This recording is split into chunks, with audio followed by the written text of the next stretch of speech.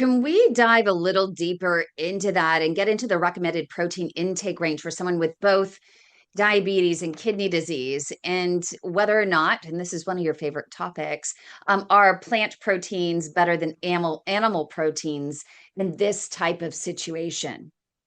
Sure. So we start to limit dietary protein in kidney disease when we see that there's damage to the in the urine. If we see that there's protein in the urine that's leaking from the kidney. So the kidney should not be leaking protein into the urine, but it's a simple urine test.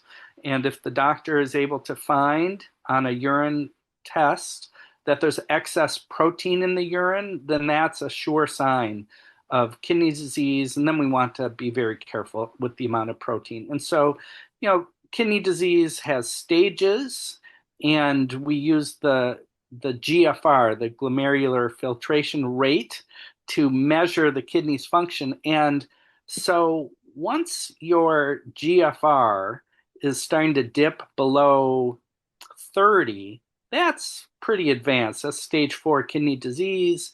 And um, so we measure the GFR. You can think of it as percent kidney function. So if your GFR is 30 or less, you're at 30% or less kidney function.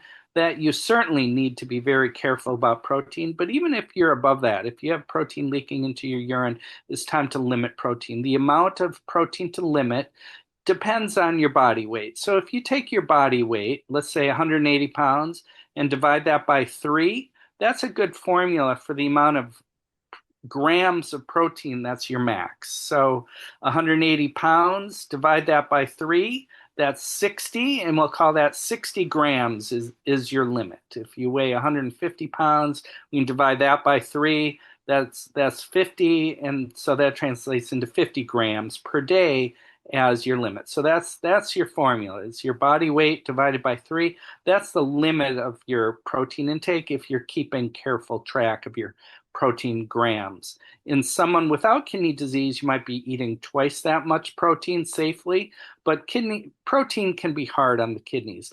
Animal protein is a little less gentle on the kidneys compared to vegetarian protein. And